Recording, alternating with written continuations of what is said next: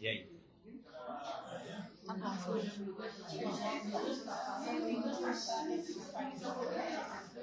Boa noite a todos. Boa noite a todas.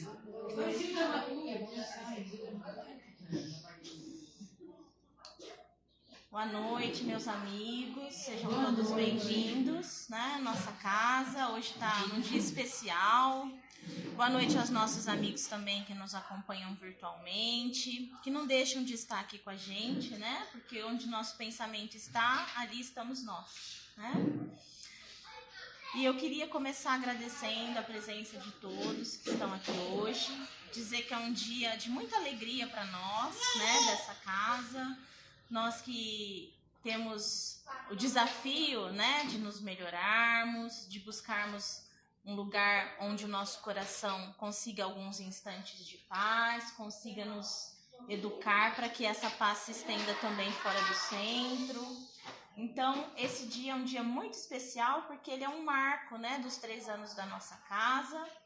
E quem já frequentou, já trabalhou ou já teve algum contato com os bastidores de uma casa espírita, não é só o bastidor espiritual, né? Tem o bastidor das nossas tarefas, que também são bem desafiadoras. Então, é um motivo de comemoração, de alegria, porque a gente está vencendo, né?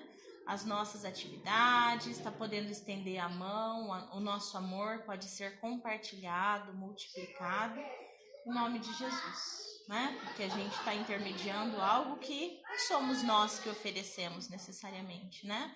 Tem a parte também que é ofertado por Jesus, que a gente repassa aos nossos irmãos e fica com um pouquinho para nós também, né? Então a gente quer começar agradecendo a Jesus, nosso mestre, pela oportunidade de estarmos aqui. E temos que falar um pouquinho do que é a nossa casa, né? De como surgiu esse trabalho. Então não dá para a gente falar dessa questão sem agradecer a verdadeira mentora da nossa casa, né? Que é a irmã Sheila. Então a gente quer agradecer a irmã Sheila porque foi ela a verdadeira fundadora, né?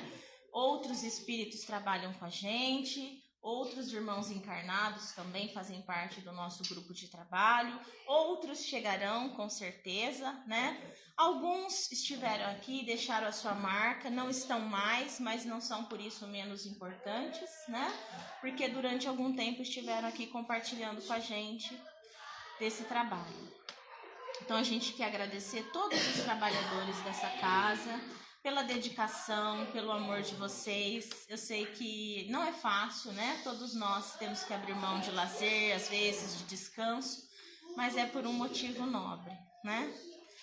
Por nós estarmos aí alguns minutos em comunhão com Jesus, pensando no próximo, né? Então, é uma tarefa enobrecedora para nós, a oportunidade de estar com Jesus, com a espiritualidade amiga. Então, eu queria agradecer em nome de todos os trabalhadores também, a diretoria da nossa casa, a presença de todos os nossos irmãos desencarnados, que também aqui estão hoje, porque apesar de nós não estarmos, né, pelo menos a maioria de nós não estarmos vendo, eles estão em um número bem maior que o nosso aqui hoje, né? Então, a gente sabe que eles também ficam felizes com a oportunidade de servir, de trabalhar.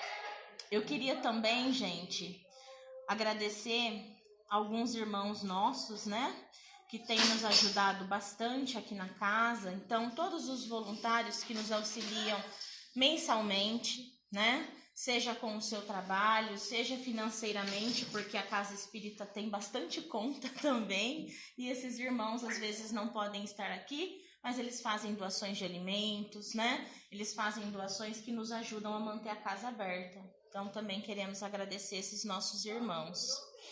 E aí eu queria falar uma questão também para vocês, um agradecimento, né? Eu sei que a gente às vezes se estende um pouquinho, mas a gente precisa agradecer, né? A gente não pode esquecer aqueles que nos estenderam a mão, né? Então a gente queria agradecer as casas amigas, as casas espíritas de Araraquara, que nos auxiliam muito, né? E nos auxiliaram em alguns momentos. A gente quer agradecer o Caminheiros da Luz, fez algumas doações para nós durante o ano, a casa de onde eu vim, de onde alguns amigos aqui vieram, né?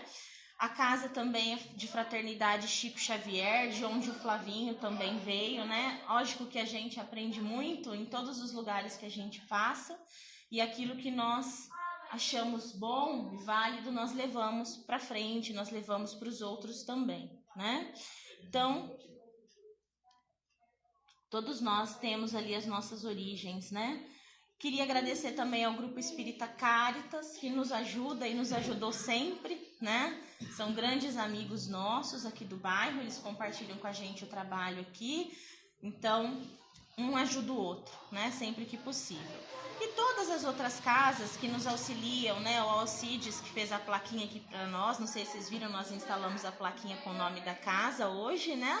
Então, o Alcides fez tudo isso como uma forma de carinho para nós, como um presente, né? Pelo aniversário da casa. E todas as outras casas, o Eurípedes, né? O Eurípedes Barçanufo, o Instituto, que também nos ajuda, né? Trazendo sempre os seus trabalhadores aqui para fazerem palestras, para nos socorrerem, né? Então, esse ano, por exemplo, né? O palestrante número 1 da nossa casa foi o Tiago. Foi ele que mais fez palestras esse ano, né? Veio para as palestras dele, que estavam agendadas, e também dos amigos que não puderam vir. Ele ali veio com a maior alegria, né? Com a maior boa vontade, fez a palestra, todo mundo gostou.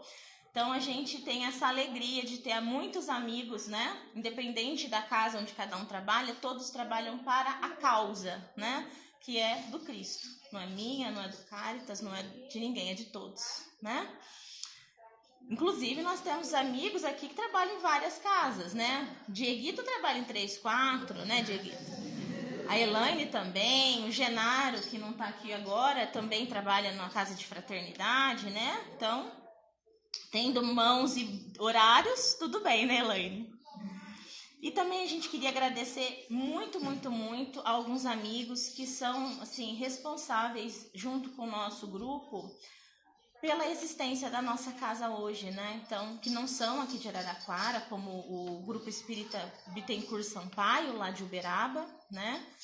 A gente, no começo, recorreu muito ao Bacelli, né? Perguntou, tirou dúvidas, pediu socorro e ele nos ajudou bastante. Os nossos irmãos do Recanto de Luz, irmã Sheila, hoje o Fábio Dionise, né? Precisou se ausentar porque a sogra estava doente, ele ia fazer uma palestra sobre a irmã Sheila, mas não faltará a oportunidade. E nós tivemos a alegria de contar com o nosso amigo Paulo, que é o segundo maior palestrante da nossa casa, né? O Tiago fez hoje, esse ano, né, a maioria das palestras, e o Paulo, ano passado, foi o que fez mais palestras, né? Então, os dois recordistas aqui hoje. Então, uma alegria ter vocês aqui, meus amigos. Também um beijo aos nossos outros amigos, né? Jamiro e todos os outros que nos ajudam sempre, né? E a gente queria aproveitar, então, né, esse momento especial. Tô feliz que eu ainda não tô chorando, porque eu fico muito feia quando eu choro, né? E aí estraga a maquiagem, a gente fica meio, né? Então, tô segurando firme aqui, né, amigos? Mas a gente queria aproveitar esse momento, antes de passar a palavra ao Paulo, para fazer uma homenagem, né? A gente vai fazer algumas homenagens nesse ano de aniversário, né? E a gente sabe que o maior prêmio do trabalhador espírita, isso é repetido por Emmanuel a cada 2 páginas, em 3 páginas, né? É o trabalho, né? O maior prêmio do trabalhador espírita é o próprio trabalho, né? É a oportunidade bendita. Mas a gente sabe também, através dos ensinamentos de Jesus, que é doce, amoroso, que não existe alegria maior do que fazer algo de bom para um amigo, né? Foi isso que Jesus nos ensinou. Que comemorar, alegrar-se com os amigos era algo bom, né? Ele nunca disse que o evangelho, que a divulgação da Boa Nova tinha que ser alguma coisa triste, né? E o doutor Inácio compartilha dessa bandeira, né? Ele fala sempre isso, né? O pessoal pensa que espírito tem que ser triste, tem que ser formalzão. Nem sempre, espírito também ri, se diverte, faz festa, né? Então hoje a gente queria só fazer uma singela homenagem, né, para 2 amigos que muito nos auxiliaram e entregar uma A gente chamou, né, essa homenagem de Palavras de Luz e entregar uma lembrancinha simbólica, né, para o nosso amigo Tiago e para o nosso amigo Paulo, pelo serviço, né, pelo amor, pela amizade com que vocês vêm à nossa casa. É emocionante para nós ver vocês chegando aqui, né? Porque para nós vocês são parte do nosso grupo de trabalho. Vocês vêm com amor, vêm com alegria, envolvem a todos nós, né? Com essas palavras de ensinamentos, né? Da doutrina de Jesus. Então a gente queria convidar a Rose e a Isabel para entregar a lembrancinha para os nossos amigos.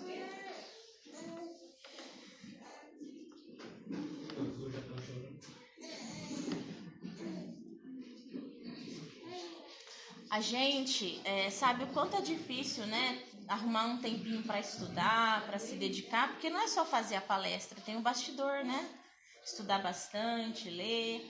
E o trabalho de dar continuação, né, ao trabalho de pregações do nosso mestre, né, de trazer luz às consciências. Depois, com Kardec, a codificação da nossa doutrina. Então, a gente queria convidar os nossos amigos para virem aqui. É esse vermelhinho aí, pregão pro Paulo e pro Thiago. Muita alegria, viu, gente? Gratidão por vocês nos atenderem com tanto amor. Ah, achei que o senhor queria falar alguma coisa.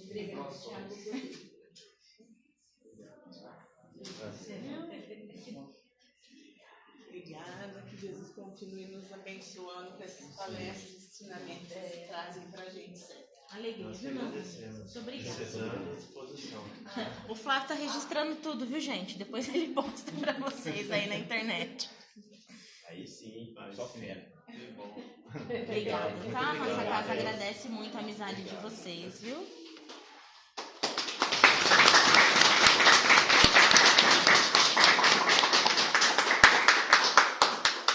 Mas tá muito baixo, gente. É uma lembrancinha, tá, gente? Simples, mas com muito amor, tá? Pra adoçar a vida de vocês.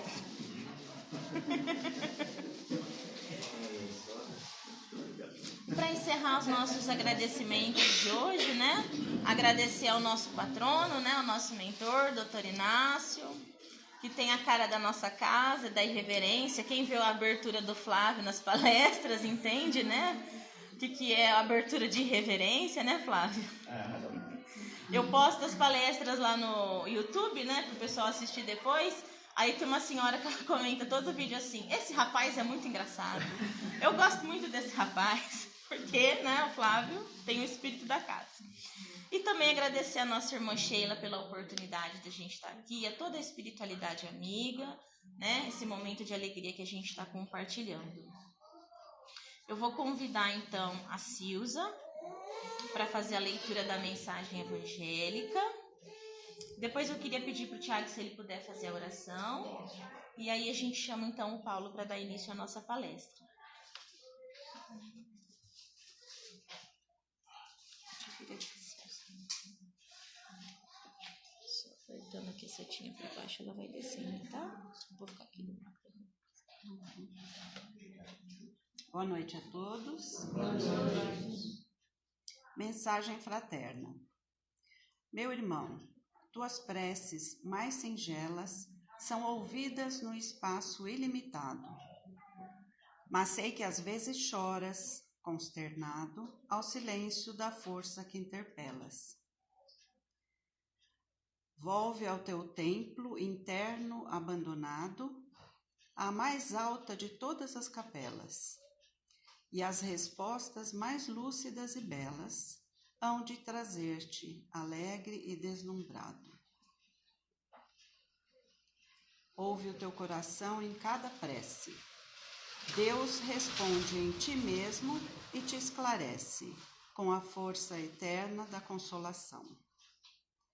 Compreenderás a dor que te domina sob a linguagem pura e peregrina da voz de Deus em luz de redenção.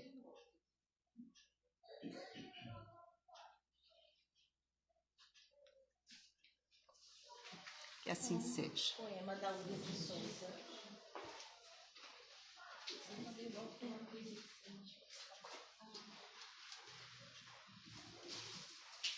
Boa noite a todos. Eu parabenizo primeiramente a todos vocês, pela 3 anos da casa, pela oportunidade de mais um foco de luz aqui no bairro, Sempre bem-vindo a uma casa nova espírita, que sempre é uma oportunidade de trabalho e de ponto de apoio, Então agradeço muito a Isabela, ao Flávio, a confiança, os convites de sempre, e quando eu posso, sempre estarei aqui sim, com muito prazer. Eu gosto muito da casa, gosto muito de todos os trabalhadores daqui, de todo mundo que frequenta a casa. Então agradeço mais uma vez a oportunidade de sempre estar trabalhando, como disse a Isabela, em nome de Jesus, principalmente, de irmã Sheila, de Inácio Ferreira. A gente não faz nada, a gente é só instrumento da espiritualidade e do que precisa ser feito. Não temos mérito nenhum pessoal nesse sentido. Então é um trabalho que a gente doa e a gente fica muito feliz quando a gente consegue cumprir o objetivo, de dar esperança, de renovar os sentimentos, e isso faz um bem danado para nós mesmos também. Então, mais do que quem nos escuta, quem recebe a mensagem, nós nos sentimos melhores. Muitas vezes a gente está desanimado, a gente está na correria do dia a dia, e a gente vem, prepara a palestra, estuda, e quando chega e faz todo o trabalho, a gente se sente muito melhor. Sai aliviado do local, sai com o ânimo renovado, com o coração aquecido. Então, agradeço mais uma vez. E vamos à oração, Vamos continuar, então. Bom, então nesse instante vamos fechar os nossos olhos, vamos elevar o nosso pensamento ao amado Mestre Jesus, a toda a equipe espiritual desta casa, a irmã Sheila, ao professor Inácio e a todos os mentores e trabalhadores do mundo espiritual e do mundo físico que fazem, a oportunidade da misericórdia divina, da caridade, estar aqui presente a cada dia, a cada trabalho. Então pedimos, Pai, encarecidamente, primeiro a sua misericórdia pelos nossos erros, pelas nossas falhas, pela nossa pequenez ainda frente à espiritualidade superior e ao progresso que ainda devemos nos comprometer. Que o Senhor nos dê força, nos dê paz, nos dê alegria de servir sempre em sua seara, discernimento em nossas escolhas perante a vida, para que a gente sempre saiba escolher o caminho do bem e não nos percamos em futilidades, em situações que não nos engrandeçam. E assim, Pai, agradecidos que estamos da oportunidade de estarmos aqui mais uma vez e de comemorando essa data importante, rendemos graças a Ti com a oração que Seu Filho nos deixou. Pai nosso que estais nos céus, santificado seja o vosso nome. Venha a nós o vosso reino. Seja feita a vossa vontade, assim na terra como no céu. O pão nosso de cada dia dai-nos hoje. Perdoai as nossas dívidas, assim como nós perdoamos aos nossos devedores. E não nos deixeis cair em tentação, mas livrai-nos de todo mal. Que assim seja, Pai. O Senhor abençoe a todos. Muito obrigado, viu? O Paulo quer que eu chamo? Você é? Então passo a palavra ao nosso palestrante da noite. Seja bem-vindo, viu, Paulo? Obrigado, senhor.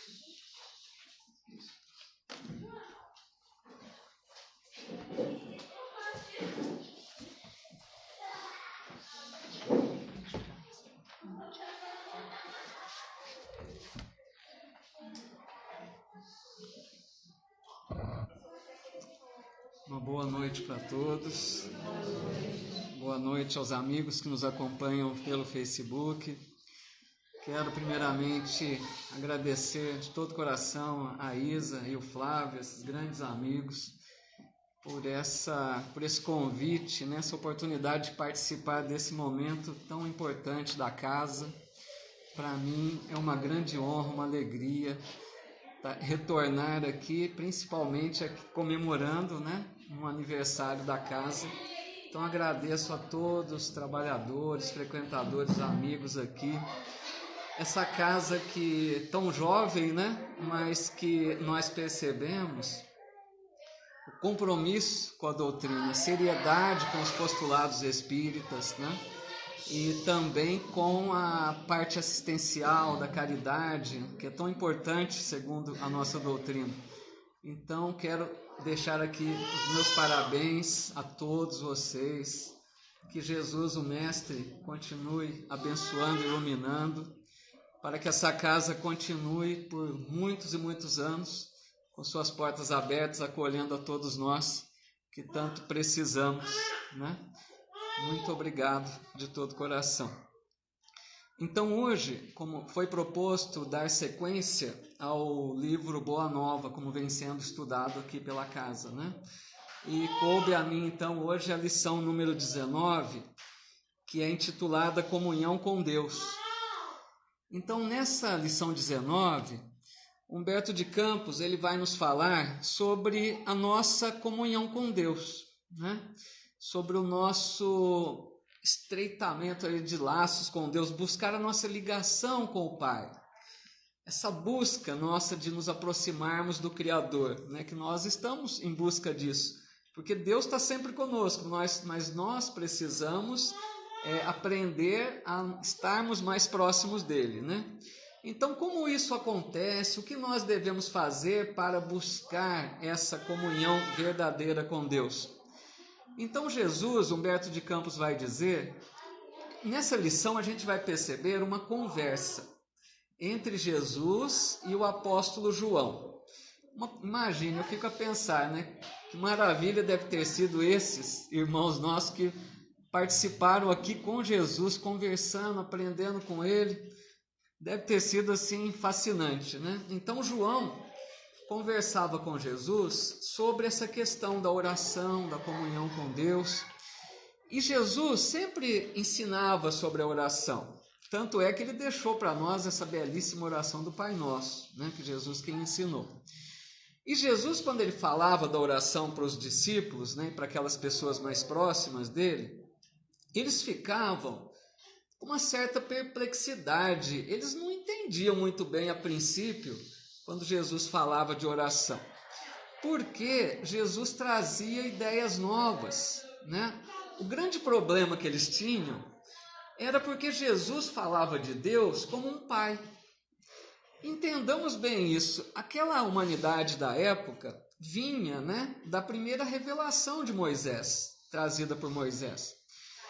E a humanidade lá atrás, né, antes de Jesus, eles entendiam Deus de uma forma muito equivocada. Nós mesmos, né, que estamos reencarnando aí há milênios, já viemos dessa época antiga, né? Então lá atrás, na época de Moisés, Deus era entendido como um senhor dos exércitos, a gente pode dizer, né? Aquele senhor austero. A humanidade imaginava isso de Deus, né? Porque ofereciam até sacrifícios para acalmar a ira de Deus. Imagine, parecia que era, né, aquele senhor austero, né, que mandava destruir cidades. Então vinha aquela ideia já da época de Moisés desse ser, né, muito assim, pelo menos austero, né, que tinha até traços humanos. É isso que é interessante, porque as pessoas imaginavam Deus que ele se irava, que ele se vingava. Então, por isso que ele é chamado, né, naquela época, era de antropomórfico, né, de forma humana, né? Parecia que Deus tinha sentimentos humanos, e não é nada disso, como nós sabemos. Então, a hora que Jesus vem e fala Pai amoroso, Pai carinhoso, os discípulos ficaram assim meio, né, confusos. Não estava conseguindo assimilar de princípio isso. E eu fui buscar no Livro dos Espíritos a confirmação de que isso é dessa forma, porque na questão número 11 do Livro dos Espíritos, Kardec perguntou assim: será dado um dia ao homem compreender o mistério da divindade? Será quando nós vamos conseguir, né, perceber o Criador, compreendê-lo, né, na sua totalidade, pelo menos parcialmente, estar naquela, entre aspas, né, face a face com Deus? Será que um dia? E eles disseram, os espíritos responderam: quando não mais tiver o espírito obscurecido pela matéria, quando pela sua perfeição se houver aproximado de Deus, ele o verá e compreenderá. Então fica muito claro que um dia vai demorar, vai demorar um bocadinho, né? milênios e milênios aí que a gente vai reencarnar, porque Jesus já disse também numa bem-aventurança, né? Bem-aventurados os puros de coração, né? Pois verão a Deus. Então, um dia nós vamos conquistar essa pureza de coração, né? Porque, por enquanto, nós sabemos do nosso apego às coisas materiais, não é? Nós, quando encarnamos, nós que somos um espírito imortal, quando a gente vem para o mundo material aqui na Terra, não precisa nem dizer muito quanto que a gente se apega às coisas do mundo, né? Kardec já explicou isso lá na escala espírita, né, do Livro dos Espíritos também. Ele diz que os espíritos imperfeitos, não sei se todos aqui somos, eu pelo menos sou, a maioria, com certeza, de nós somos ainda espíritos imperfeitos, a gente entende isso, né? Então, os espíritos imperfeitos, o que acontece? A predominância da matéria sobre o espírito. Quer dizer, a matéria exerce uma influência sobre nós. Nós sabemos disso. As más paixões estão faladas, né? O que é isso? Tudo que o corpo exerce de fascínio sobre a alma. Então a gente se apega, a gente se liga às coisas do mundo, à sensualidade em excesso, os vícios. São tantas más paixões que vão nos dominando, né? Mas um dia, quando a gente não tiver mais o espírito obscurecido pela matéria, porque nós vamos a cada reencarnação nos depurando um pouquinho mais, é o progresso, né? Até chegarmos um dia na condição de Jesus, né? Que vamos chegar. Isso é que é maravilhoso, né? Esperançoso.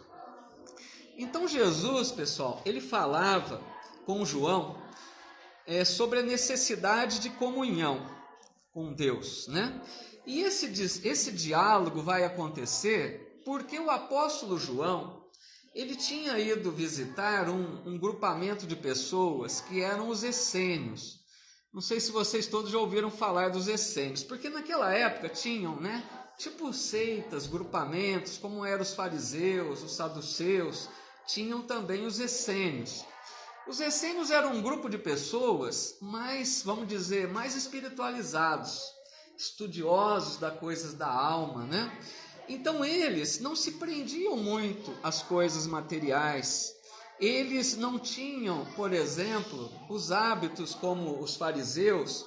Os fariseus eram aqueles doutores da lei, né? Que eles se sentiam os mais importantes, porque eles ensinavam a lei de Deus, a religião da época, né? Eles se sentiam os melhores, eram de aparência, na verdade, né? Então, esses fariseus, por exemplo, eles tinham rituais de pureza. Eles achavam que eles eram puros. Mas por quê? Porque eles lavavam as mãos tantas vezes ao dia, com certos movimentos. Eles não se aproximavam de pessoas que eles achavam que eram pecadoras. E os essênios não tinham essas práticas, né? Não ofereciam sacrifício. Eles viviam mais para as coisas da alma, né? Eram mais espiritualizados. E João conviveu um pouco com esses essênios, e aí ele levou algumas dúvidas para tirar com Jesus. E ele então dizia para Jesus que ele desejava muito conquistar essa comunhão com Deus, ele queria muito se aproximar, compreender melhor o Criador, né? Mas ele dizia que os essênios afirmavam que toda edificação espiritual se deve processar num plano oculto. O que seria isso? João entendeu com os essênios que ele deveria trabalhar lá no íntimo, ocultamente, não precisava falar para ninguém das coisas boas que ele fazia, por exemplo. Então ele chegou para Jesus e perguntou, mas como assim, né? Como que Deus vai ver o que eu tenho de bom no meu coração se eu não fizer, se eu não mostrar? Eles achavam muito que era preciso exteriorizar, né, as qualidades. Ele falava, eu não posso mostrar a Deus o que eu tenho de bom no meu coração? E Jesus responde para ele que ele estava com essa dúvida porque ele não havia compreendido que todos nós, olha que interessante isso, todos nós temos um santuário no próprio Espírito. Vejam bem que interessante que é isso. Onde Deus se manifesta. Porque, pessoal, é o seguinte. Nas épocas mais recuadas, né, e até hoje, muitas pessoas precisam ter o chamado lugar sagrado, não é? Para ter contato com Deus, a comunhão com Deus. Então nós já tivemos, né, templos, igrejas, locais, né, o lugar sagrado, como lá em Jerusalém, por exemplo, tinha o templo, né, lugar sagrado. Então, nós sempre buscamos, a humanidade sempre buscou um lugar que era ali o ponto de contato com Deus. E Jesus vem dizer, olha, esse ponto sagrado está dentro de nós. É um santuário que cada um tem no íntimo, dentro de nós do Espírito. E Deus se manifesta em nós. Aí João não entendeu nada, porque está ficando confuso. E então, disse Jesus, João, nós precisamos criar um caminho para mais alto, para Deus, para encontrarmos com Deus. E esse caminho para encontrarmos com Deus, é preciso ter fé e confiança. Mas vejam que interessante, quando a gente fala em fé, a gente pode logo pensar em crença, acreditar. Porque muitas pessoas dizem, mas eu creio em Deus, eu sei que Deus é bom, eu sei que Deus criou tudo. Isso é crença, né? É acreditar. O que é fé verdadeira? É confiar. Será que nós confiamos em Deus? Esse é o caminho. Pensem comigo, naqueles momentos de maiores dores da vida, dificuldades, doenças, provações duras, a gente pensa ou a gente fala, será que Deus está vendo o que está acontecendo comigo? A gente não fala isso às vezes? Ô Deus, você está vendo isso que eu estou passando? É lógico que Deus está vendo. Deus sabe de tudo que acontece conosco, né? Deus é onisciente, onipresente. Se Ele sabe, por que não retira? Por que não alivia as dores, né? Os problemas da nossa vida? Bendita a doutrina espírita que vem nos esclarecer que nós colhemos aquilo que foi semeado, né? No passado das reencarnações. Então hoje nós colhemos provas duras, expiações difíceis, né? Momentos de aflições que nós sabemos, mas Deus permite que nós passemos por isso, porque são lições para o espírito imortal. São essas provas da vida que nos fortalecem, é a nossa cruz, cada um tem a sua cruz. Então, Jesus falava dessa fé que é preciso ter, confiar que Deus só oferece o melhor. Aí você fala, mas como assim? Uma doença é o melhor? Uma dificuldade financeira é o melhor? E em determinados momentos nós precisamos por essas provas difíceis. Mas entendamos bem o seguinte, Deus não quer a nossa dor. Porque às vezes as pessoas dizem que o espírita gosta de sofrer, né? Deus não quer a nossa dor. Deus não quer que nós soframos. Mas Ele criou leis para nos ajudar a crescer espiritualmente. Uma delas é a lei de causa e efeito. A gente ouve tanto falar, né? O que a gente faz, volta para nós. O que é expiação? É passar a situação semelhante àquela que fizemos o outro sofrer. É castigo? Não. Educação do Espírito. Deus nos educa através das expiações.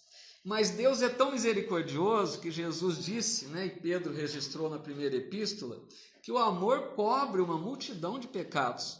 Então a gente escolhe, você quer reparar com a dor, quer sofrer ou quer aprender a ser bom, ser útil, ser caridoso? Quanto mais a gente escolhe o caminho do bem, do amor, a expiação diminui.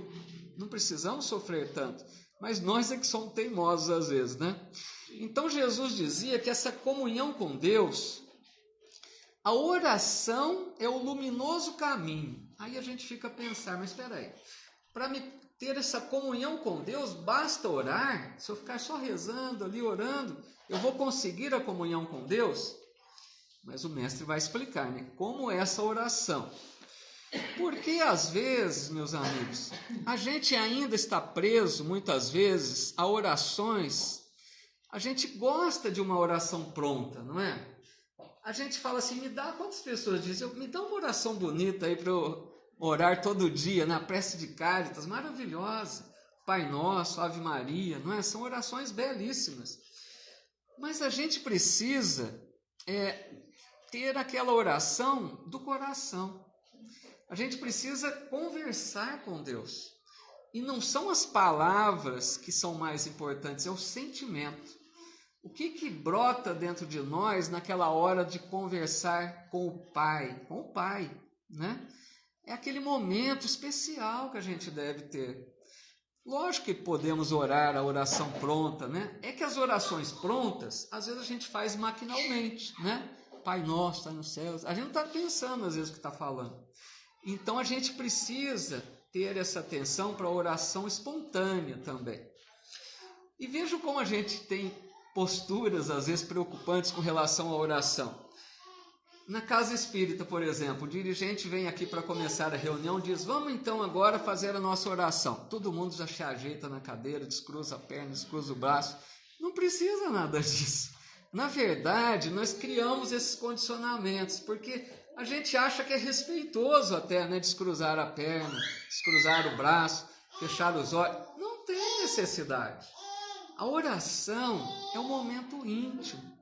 Se você estiver deitado, sentado, pernas cruzadas, em qualquer lugar, se o teu pensamento está ligando-se a Deus, se você está colocando sentimento naquilo, não importa a postura, não importa as palavras, para a gente se libertar um pouco desses condicionamentos, né? Então João estava ouvindo tudo que Jesus falava, né, sobre a oração, sobre essa comunhão com Deus. Aí o apóstolo pergunta assim: mas Senhor, a oração deve ser de louvor ou de súplica? Súplica é pedido, né? Nós somos bons para pedir, né? Creio. Bastante. E Jesus respondeu para ele assim: por prece devemos interpretar todo ato de relação entre o homem e Deus. Olha o que ele diz agora. Os que apenas suplicam, não somos nós não, hein? Os que apenas suplicam podem ser ignorantes. Mas vamos explicar aqui. Ignorantes não no sentido ofensivo, pejorativo. Ignorante de ignorar a lei que existe, né? Que é preciso esforço próprio. Os que louvam podem ser somente preguiçosos. Porque vejam se não é verdade. Se a gente só pede, e nós queremos que caia o milagre do céu, que resolva os nossos problemas, que acerte nossas situações, que elimine os problemas da nossa vida. Nós queremos isso muitas vezes, né? Então é o que Jesus disse: esses que pedem somente ignoram o quê? Que existem leis que Deus criou que não basta pedir. Nós precisamos fazer a nossa parte. Por isso que Jesus disse: ignoram, desconhecem aquilo que se espera deles. Nós podemos pedir, mas devemos fazer o que nos cabe, nossa parte. E os que ficam só louvando, imagina se a gente ficasse o dia inteiro louvando, cantando hinos a Deus. É bom, é maravilhoso, mas só isso não resolve. Onde está o esforço próprio, a nossa dedicação para, né, resolver, para trabalhar, para ser útil? Então, Jesus conclui dizendo: todo aquele, porém, que trabalha pelo bem com as suas mãos e com o seu pensamento, esse é o filho que aprendeu a orar. Trabalha, então, pelo bem com suas mãos e com o pensamento. Então, a melhor oração para Deus qual é? Aquela que tem o esforço, a dedicação para sermos úteis. Gente, eu repito sempre isso nas minhas falas, porque esse é o caminho. Jesus sempre dizia: eu vim para servir, não para ser servido. Quer ser o maior no reino dos céus? Seja o servo de todos. Meu pai trabalha até agora, eu trabalho também. O caminho é esse. Então nós todos podemos, todos os dias. De que forma? Quem que não tem oportunidade de ser útil ao semelhante? Dentro de casa, no ambiente de trabalho, na convivência social, coisas pequenas, não fiquemos pensando em grandes obras assistenciais. Oportunidades que surgem no dia a dia, de um pequeno favor, ouvir alguém que está, né, necessitado de desabafar. De repente, é um perdão que você oferece para aquela pessoa que não conhece Jesus ainda. De outras vezes, é a sua paciência, a sua tolerância. Você está servindo. Você está sendo útil para alguém. E nós todos temos muitas oportunidades todos os dias. É que às vezes a gente desperdiça, né? Infelizmente. E aí eu me lembrei de uma frase de Madre Teresa de Calcutá, nesse sentido, que é belíssima. Ela disse: as mãos que ajudam são mais sagradas que os lábios que apenas oram. Não é verdade? Que adianta orar o dia inteiro se você não faz nada pelo seu irmão, pelo semelhante?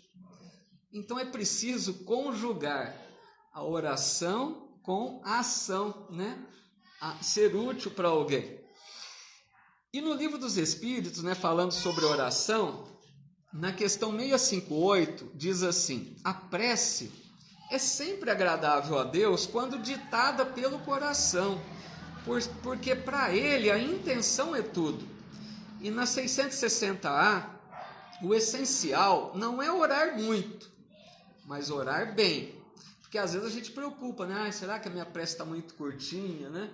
Às vezes a gente preocupa na extensão, de colocar palavras. Não é nada disso, né? Se a gente demonstrou naquele momento de recolhimento para Deus o nosso sentimento, às vezes sem palavras, né? A gente se comunicou mais do que uma prece longa. E ele diz ainda: muitos fazem da prece uma ocupação, um emprego do tempo, nunca, porém, um estudo de si mesmas. Outra dica aqui na oração que eles dão, os espíritos, que na oração é o momento da gente fazer aquela autoanálise, a viagem para dentro de nós mesmos. Né? Abrir para Deus que nós estamos reconhecendo as nossas falhas, nossas imperfeições. Pedir ao Pai forças para lutar, para nos melhorarmos, né? Pedir inspiração, sabedoria, para que a gente possa agir de forma melhor. E eu me lembrei também, preparando essa questão pela oração, né? Daquela oração que Jesus conta, uma parábola, na verdade, que Jesus conta, né? Da oração do publicano e do fariseu, que eles vão ao templo para orar, né? Então, o publicano era aquele cobrador de impostos, né? Aquela pessoa mal vista, era rejeitada, né? Aquela pessoa que não era bem vista pelos religiosos, né? E o fariseu, que era o doutor da lei, aquele que sabia tudo, que ensinava, né? Que era imponente. Então, eles vão ao templo e o fariseu vai lá à frente, né? Fica em pé, todo imponente. E ele diz assim: ó Deus, graças te dou, porque eu não sou como esses outros homens injustos, ladrões, adúlteros, nem como esse publicano. Eu jejuo 2 vezes por semana, pago o dízimo de tudo que eu recebo. Ele estava se sentindo, né, o suprassumo ali. Então imagine se essa oração é agradável a Deus, né? Ele se achava o máximo, né? Lá no fundo do templo, conta Jesus, estava o publicano. Não tinha coragem nem de erguer os olhos ao alto. Ele batia no peito: ó Deus, tem misericórdia de mim que eu sou pecador. Qual a oração que foi melhor para Deus? Jesus falou: este voltou para casa justificado. Porque todo aquele que se exalta será humilhado, e todo aquele que se humilha será exaltado. Outra dica da oração, né? É lógico que a gente não vai orar da forma desse fariseu, né? No sentido, a gente tem mais é que reconhecer diante de Deus o quanto nos falta ainda. Pedir a Deus que nos abençoe a caminhada para a gente conquistar um progresso, né? Vencermos as nossas imperfeições. Então o apóstolo, ele ainda insiste ali, ele estava tentando buscar o máximo de Jesus, né? E ele pergunta: mas como ser leal a Deus? A prece já não é um sinal de confiança? E Jesus dá outra resposta maravilhosa, porque ele diz assim: a oração pode expressar confiança em Deus, sim, mas é preciso colocar acima delas a certeza de que os desígnios celestiais são mais sábios e misericordiosos do que o capricho próprio. Pessoal, outra vez aqui falando sobre a questão da vontade de Deus. Nesse sentido que está dizendo, será que a gente entende? Façamos uma análise sincera dentro de nós. Será que nós entendemos que na nossa vida os desígnios de Deus são sempre os melhores? Naqueles momentos difíceis, na fase dura da vida. Será que a gente entende que aquilo pode ser os desígnios de Deus na nossa vida naquele momento? Para a gente enfrentar com coragem, com resignação, com fé. Será que a gente compreende? Porque a gente faz oração, vejam se vocês não concordam. Muitas vezes a gente diz assim, Deus não atende as minhas preces. Não ouviram já dizer isso, né?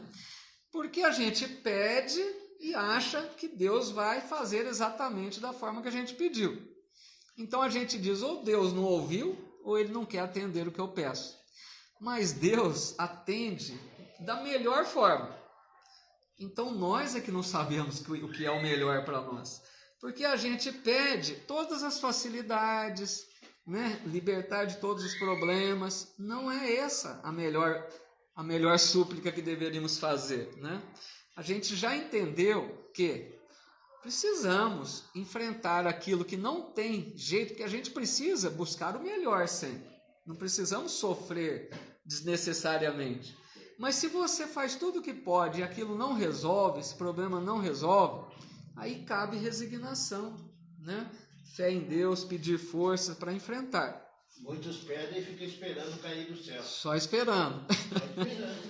E aí, então, Jesus dá para João um exemplo da natureza. Olha que interessante isso. Ele diz assim, João, observa a natureza. Como que a natureza tem essa fidelidade a Deus, confia em Deus e faz aquilo que se espera. Ele fala assim, o sol nunca deixou de brilhar, né? Nunca se afastou do céu por causa da paisagem escura da terra. Não é porque a terra tem as sombras dela que o sol fala, não, hoje eu não vou nascer, não vou aparecer, né? Então o sol está fazendo aquilo que cabe. As águas dos rios nunca deixaram de levar os benefícios por toda parte, né? A chuva nunca deixou de fecundar a terra, apesar das nossas reclamações, né? Muitas vezes reclamamos da chuva. Então ele diz, vejam que a natureza cumpre o que se espera dela. Isso é para a gente entender, pessoal, que Deus também espera de nós essa fidelidade. E qual é a fidelidade que deveríamos ter? Viver as leis de amor que Deus criou. Seguir o Evangelho. Tão fácil. Menos, né? Não é tão fácil. Mas assim, o Evangelho, nós sabemos, é o roteiro da felicidade verdadeira. Só que Deus é tão amoroso que Ele respeita a nossa escolha. Nós não queremos, Ele fala, tá bom, né? Vamos esperar, não tem pressa.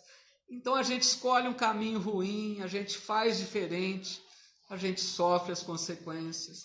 Até um dia que a gente vai aprender que a lei de Deus é o melhor. E quando nós aprendemos que essas leis são feitas para a nossa felicidade, como diz a questão 614 do Livro dos Espíritos, quando a gente aprender isso, não vamos precisar mais sofrer. Então vejam como nós temos que ser mais inteligentes aí, né? Buscar viver essas leis o máximo que nós conseguirmos, para nós abreviarmos logo as dores, os sofrimentos. Vai chegar um dia, pessoal, que nós não precisaremos mais expiações, sofrer esses momentos difíceis que passamos na terra. Quando a gente aprender a respeitar o semelhante, não prejudicar a ninguém, não fazer mal ao outro, assim a gente vai evitando as expiações, né? Mas o apóstolo, né, ele ainda insistiu com Jesus, mestre, entendi, né, tudo que você disse, mas eu gostaria que você me deixasse um exemplo muito prático, né, de uma situação da vida, para eu entender essa questão de que Deus habita em nós. E Jesus falou, tá bom, a primeira oportunidade que tiver, eu vou te mostrar um exemplo. Já no dia seguinte a essa conversa, o apóstolo João foi com Jesus para a cidade de Jericó, caminhando. E no caminho, é uma região árida, né? Com poucas chuvas. Era um lugar, assim, uma paisagem que não tinha muita beleza. Aquelas árvores ressequidas, né? Não tinha aquela beleza de um lugar onde a chuva é constante. Então eles viram no caminho um lavrador cavando um poço. Esse homem cavava ali incansavelmente, transpirando, e não parava, né, de cavar. E Jesus viu ali a possibilidade de dar o exemplo que o apóstolo queria. Ele parou e perguntou para aquele homem, como se ele não soubesse, né? Meu amigo, o que você está fazendo? Ele falou, eu estou cavando um poço para buscar água no subsolo, porque está faltando chuvas aqui na região. E Jesus então parou, pediu para o apóstolo observar aquela cena daquele homem cavando o poço, e ele disse para João, observa, João, que esse homem cavando o poço compreende que sem a chuva não haveria mananciais na terra. Quer dizer, o homem sabia que haveria de chover, porque senão não teria água no subsolo, né? Mas ele não para seu esforço procurando o reservatório que a providência divina armazenou no subsolo. Então Jesus diz assim para o apóstolo, olha que bonito isso agora. Ele vai comparar cada coisa ali daquele exemplo. Ele diz assim, João, a chuva que esse homem espera e que não está caindo nesse momento, nós podemos entender como favor da misericórdia de Deus. Vejam que bonito, porque a chuva, pessoal, ela vem trazendo os benefícios para nós sem esforço nenhum da nossa parte, não é? Nós não fazemos nada para chover. É misericórdia de Deus. E ele diz ainda, a paisagem deserta, João, que você está vendo, aquela paisagem seca, né, árida, simboliza a alma humana, que muitas vezes está vazia de sentimentos santificantes, qualquer um de nós. Nós não temos ainda esses sentimentos santificantes, nós não alcançamos ainda a redenção espiritual, nós não acumulamos virtudes, né, que nos habilitam a essa comunhão com Deus ainda. Vamos alcançar um dia. Então, por enquanto, a nossa alma, o espírito, está como aquela paisagem deserta. E ele diz, esse trabalhador, João, que você está vendo, simboliza o cristão ativo. Olha que belo exemplo. Por que cristão ativo? Porque através do sacrifício desse homem, né, buscando a água, porque aquele homem cavava sem parar buscando água do subsolo. Ele diz, assim é o cristão ativo, porque através do seu sacrifício, ele busca a luz divina no seu coração. O que é isso? O cristão ativo, aquele que compreendeu que é preciso se dedicar a se melhorar. O cristão ativo se esforça a cada dia para ser melhor, luta contra as suas más tendências, né? Então, se nós despertamos para essa ideia de sermos um cristão ativo, nós não vamos descansar enquanto não encontrarmos a luz que tem em nosso coração. Por quê? Quando Deus cria-nos o Espírito, nós temos a centelha divina em nós. Em potencial, em germe, nós temos a luz divina em nós. Mas precisamos fazer essa luz brilhar. Por isso Jesus disse, deixai brilhar a vossa luz. Então nós precisamos desse trabalho de aperfeiçoamento, de lutar contra as imperfeições, de conquistar virtudes para que a luz possa brilhar em nós. E a última coisa que ele diz, e a água, João, a água é o símbolo perfeito da essência de Deus. Olha que bonito isso. A água é o símbolo da essência de Deus, por quê? Ela está tanto no céu como na terra. Ou seja, Deus está em toda parte no universo e está dentro de nós. Então aquela água que aquele lavrador buscava, ela vinha do céu em forma de chuva, mas ela estava no subsolo. Assim ele comparou com Deus. Está em toda parte, está aqui dentro de nós, se manifesta dentro de nós. Aí Humberto de Campos finaliza dizendo: o discípulo guardou aquelas palavras, sabendo que realizar uma aquisição de claridades imorredoras, contemplou o grande poço onde a água clara começava a surgir. Depois de imenso esforço do humilde trabalhador, que a procurava desde muitos dias e teve nítida compreensão do que constituía a necessária comunhão com Deus. E só para a gente finalizar, concluir, arrematar esse estudo dessa belíssima lição do livro, eu encontrei uma mensagem de Emmanuel no Reformador de novembro de 1940, que chama Comungar com Deus, bem apropriada, né, para o nosso assunto. E Emmanuel diz assim: a fidelidade a Deus, nessa confiança em Deus, e a comunhão com Deus são virtudes que se completam, mas que se singularizam, cada uma é de uma espécie, no quadro das legítimas expressões. Então Emmanuel dá um exemplo. Lembra do personagem bíblico Jó? Que a gente fala paciência de Jó, né? Jó era aquele homem, né, religioso, que tinha uma fé imensa em Deus.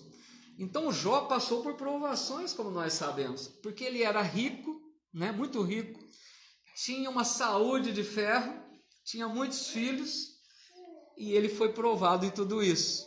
Ele perdeu todos os seus bens materiais, depois perdeu os filhos que desencarnaram e perdeu a saúde, contraindo muitas doenças.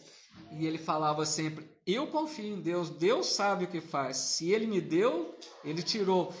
A fé de Deus, a fé de Jó não se abalava. Então Emmanuel está comparando essa fidelidade com Jó. Lembremos desse exemplo. Essa é a fé, que não se abala mesmo diante da adversidade. E o exemplo da comunhão? É lógico que é Jesus, o Mestre, né? Jesus comungou com o amor divino. Ele dizia, né, que deu até polêmica para algumas crenças religiosas: eu e o Pai somos um, que levou muitas pessoas a pensarem que ele era o próprio Deus, né? Ele dizia também: quem vê o Filho, vê o Pai. É a comunhão, é a união perfeita, né? Os exemplos que nos ficam. Só que Emmanuel esclarece: a fidelidade, nessa confiança em Deus, precede a comunhão. Primeiro a gente precisa confiar, para depois comungar com Deus. E Emmanuel diz: as lutas do mundo são as oportunidades de sermos fiéis. É nas lutas é que nós vamos desenvolver fidelidade. Por que reclamar dos momentos difíceis?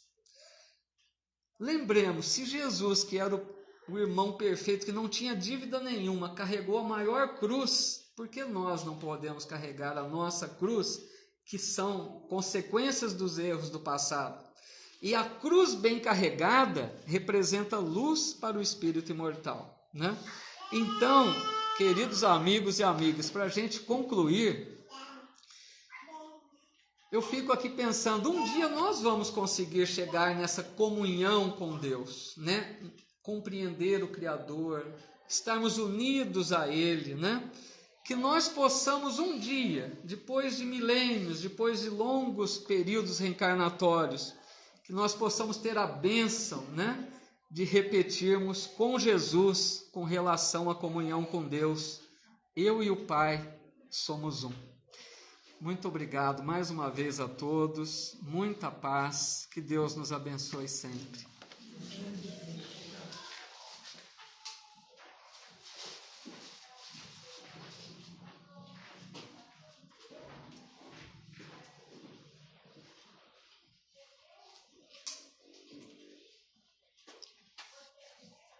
Boa noite a todos. Quero agradecer a Paulo, a todos os amigos que estão aqui, o Tiago, o seu Pedro, você não, Diego. A todos que estão aqui, a espiritualidade amiga desta casa, esses bons espíritos que sempre preparam o ambiente para nós, para que possamos trabalhar em paz, com amor e com carinho. E agora eu vou chamar o pessoal da evangelização, a tia Flávia, para eles fazerem uma apresentação. Falaram que eu deveria participar também da evangelização, mas mas não dá certo, né, gente? Não, eu não queria, mas me chamaram, mas lá vem. E eu vou tirar dali para poder todo mundo ver, né?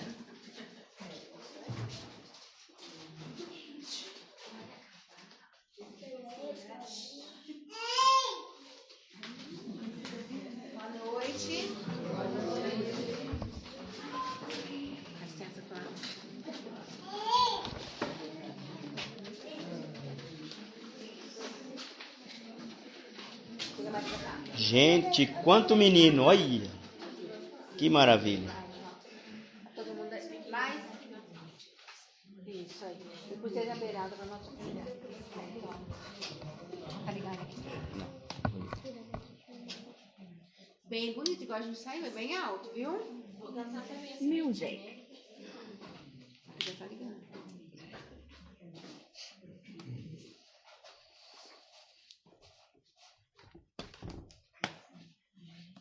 Line in. Radio. Foi? Já tá ligado.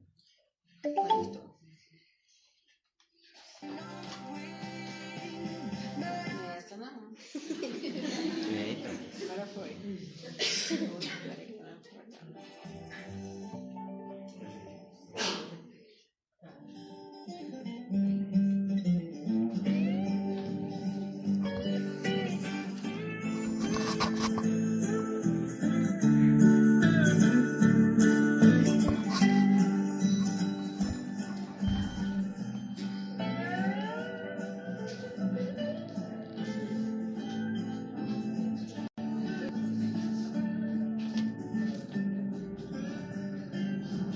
Acredite, sou assim, sementinha de amor.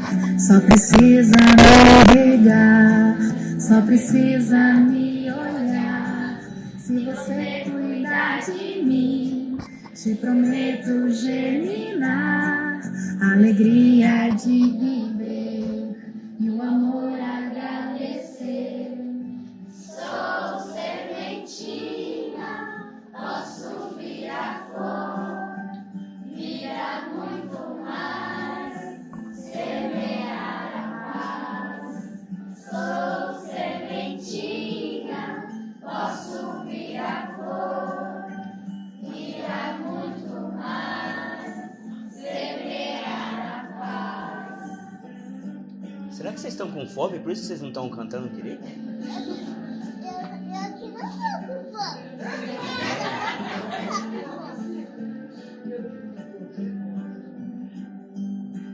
Acredite, sou assim, sementinha de amor. Só precisa me regar, só precisa me olhar. Se você cuidar de mim, te prometo germinar, alegria de viver e o amor agradecer. Sou sementinha, posso virar flor, virar muito mais, semear a paz. Sou sementinha, posso virar flor,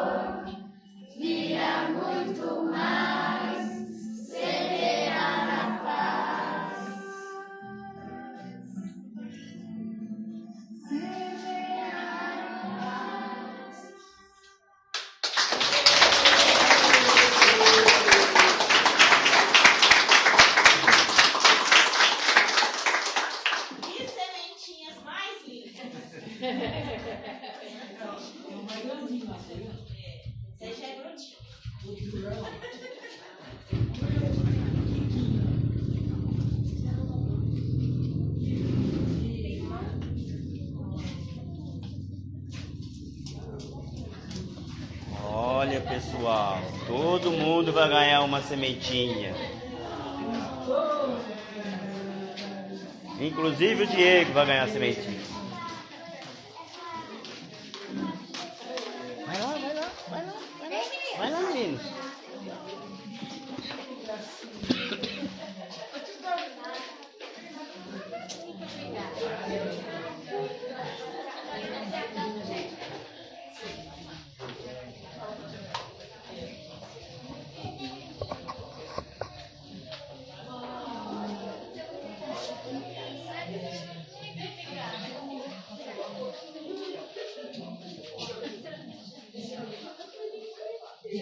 Olha lá, pessoal, tem mais semente. Quem não recebeu, por favor, levanta a mãozinha aí.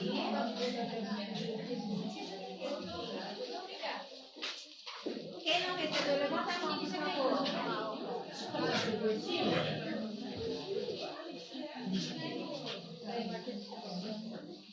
Alguém está sem ainda? Ali, ó. Tá faltando ali. Quem tá faltando? Sil, você recebeu? Não? Aqui, João. Ah, tá. Tá lá. A Fátima tá sem. Todo mundo recebeu? A Bel, foi quem tá de verde.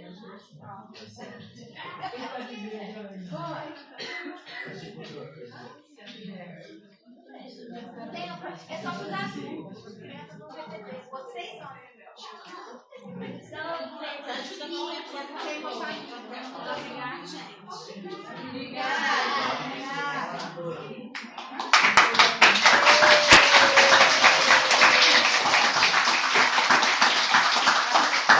Pessoal, agradecendo a todos pela presença. Agora nós vamos ter um bolo, salgadinho, refrigerante, pra gente matar a fome do corpítico, tá bom?